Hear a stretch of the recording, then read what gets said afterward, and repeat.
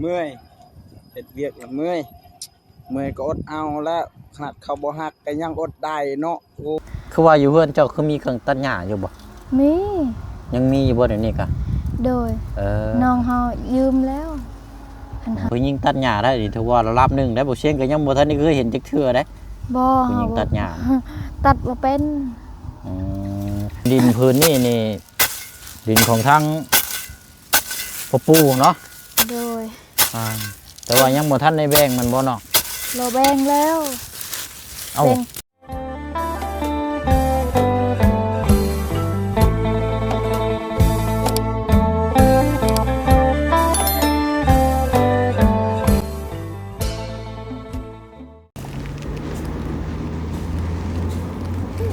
บาดนี้เป็นได้คืออยู่ในกรงนั่นบาดนี้เหรอหรือว่าเขาอยู่ข้างนอกหรือว่าเขาอยู่ข้างในกรงพี่น้องโอ้ยผู้เอาขนมให้เพิ่นละคนละก้อนกินนี่พี่น้องพักกันแห่นละบาดนี้เพราะว่าอย่างกินนี่เริ่มให้เดี๋ยวทั้งผู้เป็นแม่เดี๋ยวสิบ่ได้เวียกรายงานเนาะทางนั้นกับผู้พี่น้องเสียหญ้าขนุกขมุมอยู่เนาะดีแต่ว่าบรรยากาศกับช่วงแดดเริ่มอ่อนก็เริ่มเย็นแน่เนาะเห็นวิเหตุงานก็ได้โอเคแน่เนาะพี่น้องเนาะเอากาเห็นแล้วพี่น้องเนาะมาที่ตามเบิ่งทาง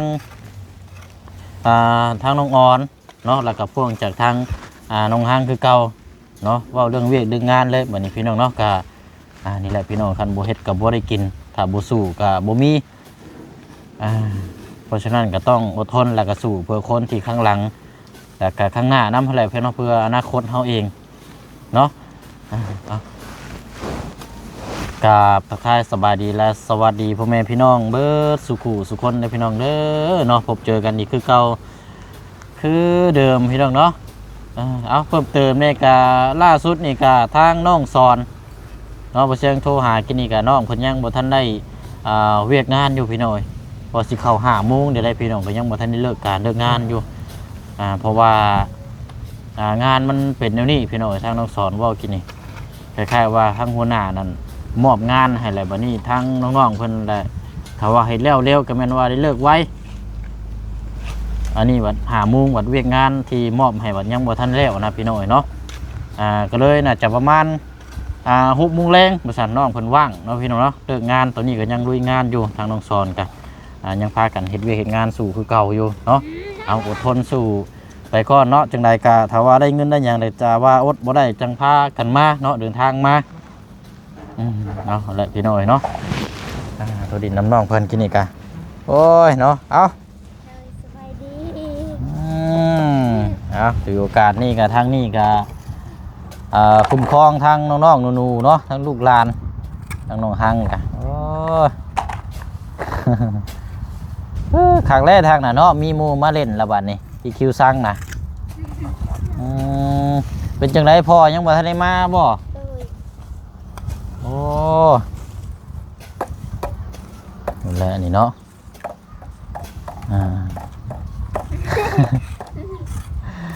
ปัดกวดหาแนวมาปลูกเด้อน้องเด้อหาแนวมาปลูกเนาะพี่น้องเดี๋ยวไปเบิ่งทั้งน้องอ่อนก่อนเนาะโอ้ยปลูกเรียกอีกแล้วพี่น้อง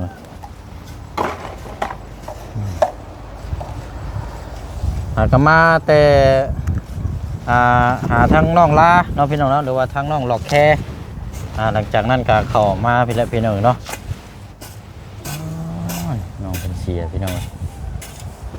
ก็ดากา6 กิโลอันนี้เนาะเป็นเสียเนาะโอ้ยโดยเนาะทางน้องอ่อนอยู่ดีไม่แห้งเนาะโอ้กิโลอันนี้ใช้อันเสียเจ้าอันนี้บ่นะเสียหญ้าอันนี้บ่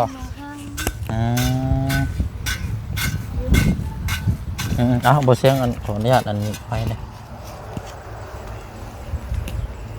เริ่มเสียแต่จังมุ้งอันนี้เนาะเฮาเสียแต่เช้านี่เฮาได้เมื่อเลยเสียแต่เช้านี่เลยบ่เลยพรตอนเที่ยงอายมานั้นบัดนี้อันเขาเวียกได้ใช่ก็จะเขาจังมุ้งช่วงบ่ายเวียกอีกเฮือนนั่นตอนนี้ได้เขาเวียกประมาณจักมุ้ง1 โมงประมาณบ่ายโมงเลย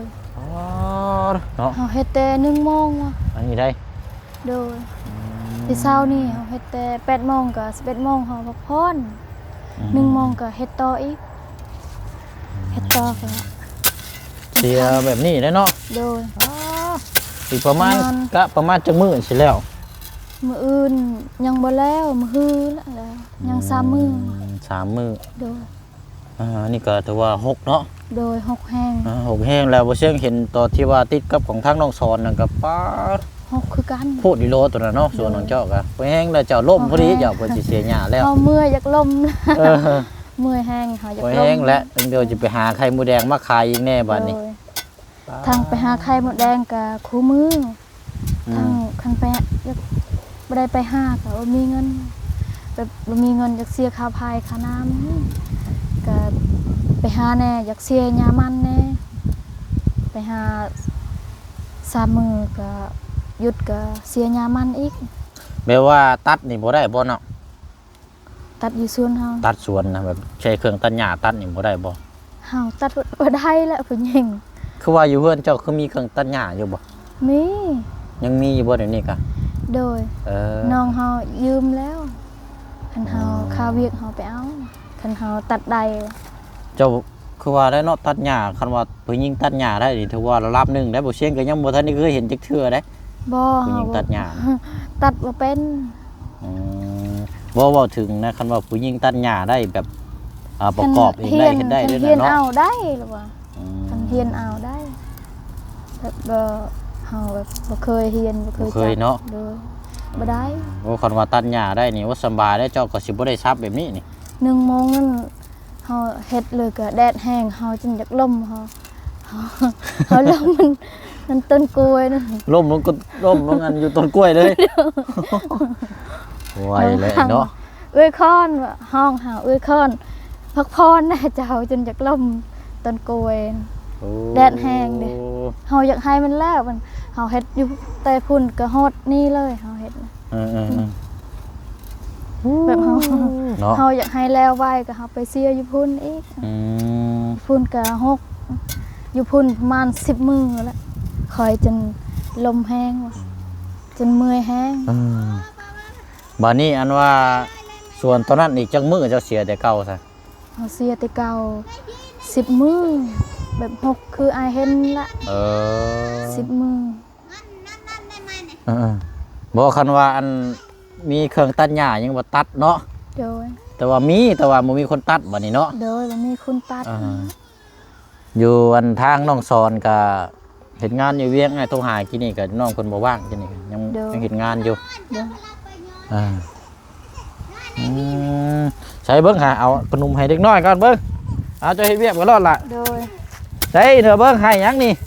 เอาขนมนี่เอาโอ้ยเอาน้องฮักอันมีน้ำบ่เอานี่น้ำมาให้อันน้องเพิ่นอยู่ฮะลูกหลานอยู่ฮะเอาเลยนี่เอาเลยมาเอาเร็ว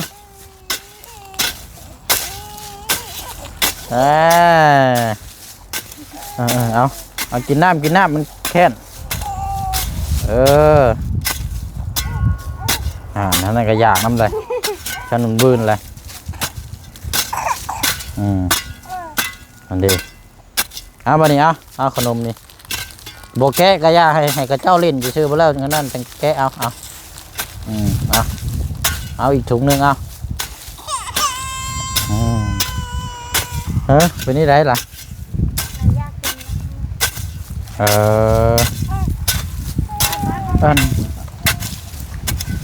เอาว่าคนน้อยลูกเจ้านี่ยังกินนมแม่อยู่บ่ กินนมเฮานี่ล่ะ เอายังบ่ทันได้ออกบ่นี่นะ โดย ยังบ่ได้ปะเลย ปีปลายเลยเนาะ โดย ปีจักเดือนก็ บ่ได้ฮอดปีละลูกเฮา9 ปีโอ้9 เดือน 9 เดือนโดย เพราะว่าอันไล่เดือน3เลยเนาะ โดยเฮาได้เดือน3ลูกน้องหั่งแล้วลูกได้เดือน1ว่ะลูกเฮาได้เดือน3 ต้องใช้ให้อยากกินนมแล้วฮะ โดย เพราะว่าอันแอวอะไรพี่น้องเอ้ย ลูกผู้อื่นน้องทอนนั่นไปซ่อนป้าหรือ เนาะเพื่อนไปเอาแมงยังวะแมงเขา แมงเล่นแมงอันบ้งหันบ่ โดยแมงบง เอเอาพี่น้องเอ้ยลูกก็ใหญ่แล้วยังเอานุ่มให้ลูกกินอีกเนาะแล้วก็เฮ็ดเวียกอีกป้าต้องเมื่อยบ่แม่นง่ายแล้วพี่น้อง เขาอยากกินอยากน้ำเขากินน้ำก่อน เอาเดี๋ยว เด้อ ไปอันน่ะเอาว่าขอโทษนะพี่น้องไปเอานุ่มให้ลูกกินก่อนก็ได้เดี๋ยวจังมาต่ออีกเนาะพี่น้องบอกว่าให้แห้งแล้วค่ะ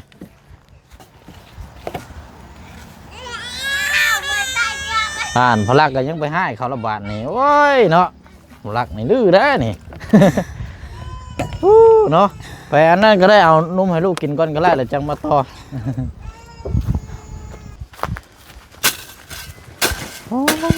เนาะปวดแท้นี่บ่ใช้นี่ฮอดใช้น้องเดี๋ยวไปทางใดก็มีแต่หญ้าแท้นี่มองปลูกมันเจ้านะชุดเพิ่นบ่ชุดแดนเพิ่นบ่ โดยนี่ก็ยังมัน เนาะ นี่หาเสียแต่เช้านี่บ่นี่ก็ เ เบื้องนี้นี่หา โอ้ เสีย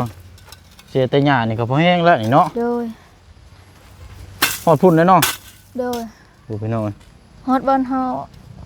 เฮ็ดหลักนั่นปลูกหลักนี่นะ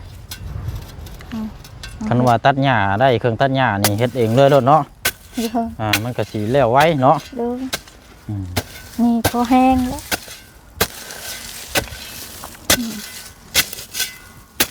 นี่บ่ใช่หมกจกนี่แหละขุดเอานี่เนาะ โดย คันใช้เครื่องตัดหญ้านี่ก็สิง่ายอยู่แล้วพี่น้องเฮามีแต่เฮาระวังบ่ให้มันถือกกอันนี้ซื่อ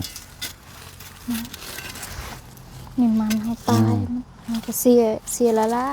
ๆอันนี้ตายแล้วตัวนี้เนาะเบิ่งติดอยู่บ่ ตายแล้ว เรียบร้อยแล้วนี่เนาะนี่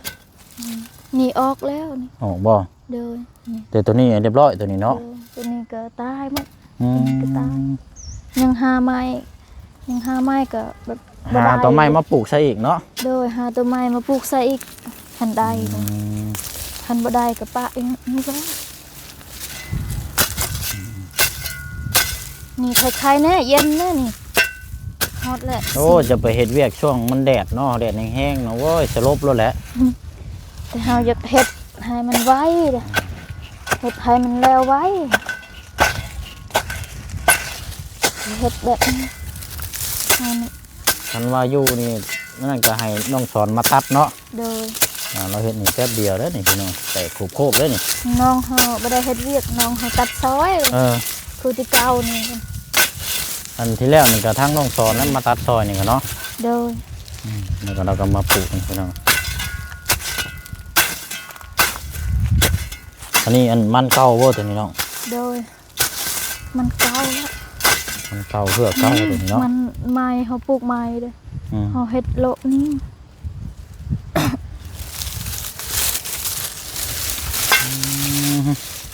หกแห่งประมาณยัง3 มือก็แล้วมันเฮ็ดแบบเฮาเฮ็ดมือนี้คู่มือเด้ มื้ออื่นแล้วก็อีกมื้อนะนี่เนาะ โดย อีก2 มื้อนั่นแล้ว บางเทื่อก็แล้วบางเทื่อก็บ่แล้วมือแห้งเลยมือแห้งเลย อันกกกล้วยนั่นก็คือบ่ค่อยงามเนาะ โดย หมากก็คือบ่ปานใดเป็นพลองพองแพง เฮาสิตัดเฮาละเสียหญ้าแล้วนี่ก็เฮาสิตัด ตัดปะตัดทิมหมดตัวนี้นะบ่งามเอาไว้ก็บ่งาม ตัดแล้วให้มันขึ้นไหมบ่ โดย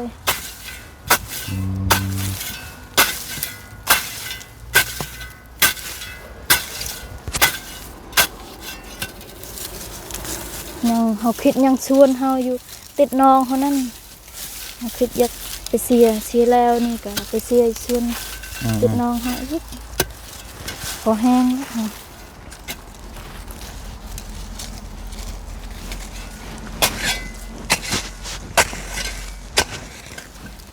ยังมัดผมเฮาจน ยังมัดผมขาด โดยจนคาดเฮาเฮ็ดแต่แดด โอ้ยนี่ข คันว่าอนาคตนี่ลูกเจ้ามาปลูกเฮือนอยู่นี่ก็สำบายเด้อนี่ปลูกอยู่แถวนี้ลูกเต้านี่มาปลูกเฮือนอยู่นี่ได้หลายหลังอยู่เด้ โดยลูกง่ายก้อนทันได้ลูกผู้ชายอะ หักคือว่าน่ะมีแต่ลูกผู้หญิงช่ำเนาะ โดยลูกผู้หญิงก็ไปอยู่เฮือนพัวหมดเลยแล้วเป็นสาวเอาพัวไปอยู่เฮือนพัวหมด คันว่าผัวเฮ็ดเฮือนสร้างเฮือนไว้ให้สำบายก็ใช้อยู่เนาะ โดย ไปอยู่น้ำผัว คันว่ามาเฮาได้ลูกผู้ชายแน่ก็ลูกผู้ชายใหญ่มากก็เป็นเอาเมียก็มาปลูกเฮือนอยู่นี่สบายเห็นดินก็กว้างอยู่นี่ ดินกว้างแล้วนี่ปลูกอยู่นี่อันนี้ดินพื้นนี่ดินของทางพ่อปู่เนาะ โดย แต่ว่ายังบ่ทันได้แบ่งมันบ่เนาะ เราแบ่งแล้ว เอ้า แบ่งให้เฮาแล้ว ดินอันพื้นนี่ได้ โดย บัดนี้ของน้องชอนได้ใส่อยู่ใช้ช่าง อยู่ส่วนติดเฮานั่น ของน้องชอนน่ะได้ โดย เอาบ่ได้แม่นอยู่นี่บ่ บ่แม่น เออเนาะดินพื้นนี่นั่นทางกันพ่อปู่เจ้านั่นให้ทางผัวเจ้านั่นแม่นมาเลยตัวนี้เนาะ โดยพัวเฮาเฮ็ดดินนี่แต่ยังบ่ได้เอาเฮาเลยเด้อพัวเฮาเฮ็ดนี่เด้อผู้กล้วยนี่ก็พัวเฮา อันกล้วยอันที่เห็นนี่บ่ แต่พัวเฮายังเป็นบ่าวนั่นบ่ได้สูบยายังได้สูบยา วันนี้อัน ก็ปลูกกล้วยนี่ก็เฮ็ดผู้เดียวแล้วว่าพัวเฮาเฮ็ดผู้เดียวยังว่าทันเอาเฮาเด้ก็ปลูกกล้วยนี่ก็เฮ็ดเห็นกล้วยงามก็ตัดหญ้าให้มันแปลนก็กล้วยก็งามไปขายคู่มือซื้อข้าวเลี้ยงน้องซอนนั่นละพัวเฮาแต่เก่านั่นเด้ ตอนน้องสอนยังน้อยเนาะ โดยตอนน้องเฮายังน้องซอนยังน้อยนั่นน้องสาวแน่ก็ยังน้อยหั่นน้องสาวผู้หนึงน้องชายผู้หนึงน้องพัวเฮาเด้ อันว่าของน้องสอนนั่นดินอยู่พุ่นนั่นมองอันเราปลูกมันหั่นบ่ โดย เอาอันพื้นดินตัวนั้นน่ะว่าดินเศร้าเขาเจ้าบ่แม่นบ่ บ่เฮาแบบเฮาบ่ฮู้ดินตัวนั้นเด้ดินเฮาเฮ็ดนั่นแบบดินข้าวให้เฮาเฮ็ด อันว่าอันดินสวนมันที่ว่าเจ้าปลูกตอนนั้นนั่นอันนั้นบ่มันเป็นดินของเขาเจ้าบ่ โดย บ่ได้แม่นดินของเจ้าบ่นั่นกะ โดย ดินแพ้นั่นน่ะเนาะ เป็นแบบเฮาอยากเฮ็ดนี่เด้อยากเฮ็ดอยากปลูกนี่ก็เราให้เฮ็ดมามันจะขายแล้วก็เราบ่ได้ให้ขาย บ่แม่นบ่ถึงดินคนในบ้านนี่บ่ โดย อันเจ้าปลูกมันอีกตัวนึงน่ะ โดย บ่นี่ดินนั้นของน้องสอนน่ะก็ตัวที่เราปลูกมันหั่นบ่ แบบเฮาบ่ฮู้เด้ดินตัวน้องเฮา เอ้า ปลูก แต่เจ้าว่าอันปู่เจ้าว่าเราแบ่งให้ตัวใดซะพื้นดินตัวใดซะ นี่ตัวนี้ แบ่งให้น้องสอนหั่นได โดยแปลง แบบเฮาบ่ฮู้เด้ดินตัวนั้นเด้ ฮะ แบบดินแบบจังหาสิว่า แม่นแล้วเจ้านี่ ว่าให้ถามน้องสอนเขาแล้วดินตัวนั้นน่ะเราเซาปลูกมันแต่ว่าขายนี่ขายบ่ได้ แม่นว่าขายบ่ได้หรอตอนที่เฮาเจ็บแห้งนั้นบ่มีเงินรักษาเฮาเด้ผัวเฮาอยากขายดินตัวนั้นหรออยากให้อยากไปของหมอแม่แล้วบ่ไปเป่าเฮานั่นแทนบ่มีเงินเลยก็อยากขายดินตัวนี้ละตัวน้องเฮาเฮ็ดปลูกมันนั่นละก็พอดีเราบ่ให้ขายแล้วว่าดินเขาให้ปลูกก็ปลูกมันนี่เขาให้เพิ่นขายนี่เขาบ่ให้ก็เฮาก็เจ็บว่าเจ็บแฮงก็ผู้เฮาไปยืมก็เฮาตัดผมเฮานี่ล่ะว่าผมเฮายาวเด้แต่เก่านั่นตัดผมเฮาได้2ล้านเนาะได้2ล้านก็ขายให้เวียดให้2ล้านก็หมดไปเป่าเฮาแล้ว ยินอยู่ตอนแรกๆนะว่าเจ้าขายจะตัดผมเจ้าน่ะไปขายให้เวียดเนาะซื้อข้าวสารนี่กินเนาะ โดยซื้อข้าวสารเป่านึงมาก็ยังซื้อข้าวสารแต่เก่ายัง500,000เป่านึงเนาะเดี๋ยวนี้750,000แล้วเป่านึง50 โล เอาอะไรพี่น้องจะพูด ก็ยังเหลือล้านห้าก็ใส่น้ำมันรถก็ยืมรถเขาไปเป่าอยู่อาจารย์วิศโปนนั้นจนเฮาดีสำนีเลยก็พอดีพอเฮาตายก็ยังเฮาเจ็บอีกทีนึงพอดีพัวเฮาแกกล้วยเขาไปขายอยู่แสดงเวียดนั่นได้800,000ดีไปเป่าต่อก็พอดีสำนีเลยยังเฮาแบบคันเฮายังกินบ่ได้คล้ำยังเจ็บอีกนี่เฮาบ่ได้กินยังคล้ำหมด ลำในอยู่ในกินเนาะ โดย โอ้ยเนาะเอาอะไรพี่น้อยดูต่อเนี่ยจังน้อยกันเลิกเนาะ โดย เฮ็ดอีกจังน้อย 5 โมงเลิก4 โมง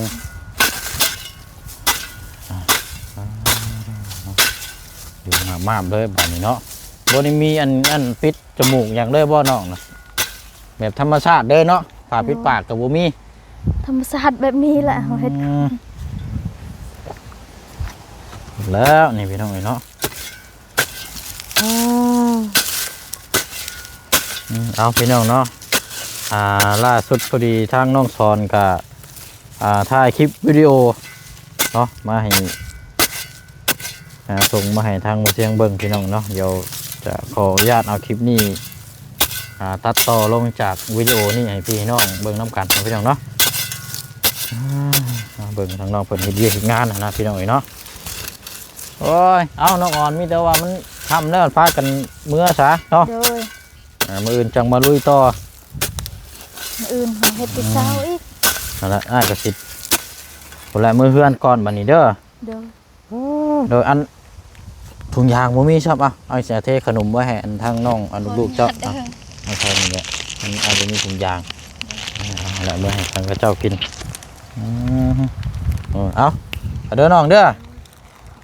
โดยเอาเนาะไปสู้ๆพี่น้องเลย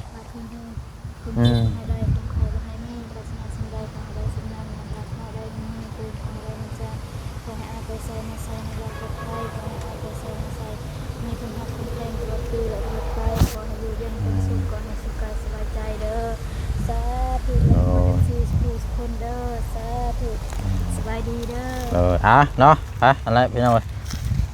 เยี่ยมยามทางน้องเพิ่นเฮ็ดเวียกเฮ็ดงานเนาะทางหญ้ามันโอ้สีแดงแทงใจเฮามาเลยได้อย่างเด้มื้อนี้เนาะมาสู่ลูกเมียกินมื้อนี้กับข้าวกับน้ำได้อยู่บ่ทางซ้ายหัวแบบนี้นี่ทรงสิบ่คือเนาะ มื้อนี้แหละพี่น้องเอ้ยเอาเดี๋ยวเขามาเบิ่งนี่จักหน่อยก่อน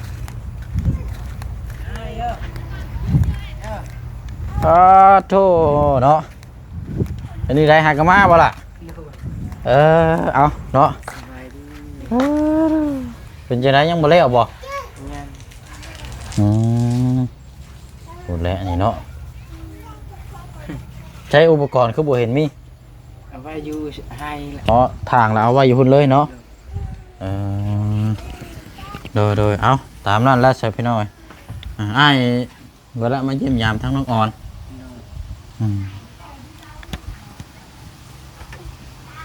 อาบน้ำกินข้าวกินน้ำเนาะฝุ่นระวังด้วยหาเด้อเบิ่งได้เบิ่งเด้อไปสายกลับก่อนเด้อล่ะเด้อแล้วพี่น้อยทำมืดแล้วเนาะต้องว่ากันไปเนาะลาพี่ละน้องไปก่อนเด้อพี่น้องเด้อเนาะลำได้รวยเบิดสุคนเนาะพี่น้องเนาะก่อนอื่นก็เป็นกำลังใจให้ทั้งสุคนเนาะบ่ว่าสิอยู่ภายในและก็ต่างประเทศเนาะพี่น้องที่พบเจอวิกฤตในตอนนี้เนาะหลักๆเลยก็แม่นเรื่องน้ำมันเนาะเรื่องน้ำมันพี่น้องเอ้ย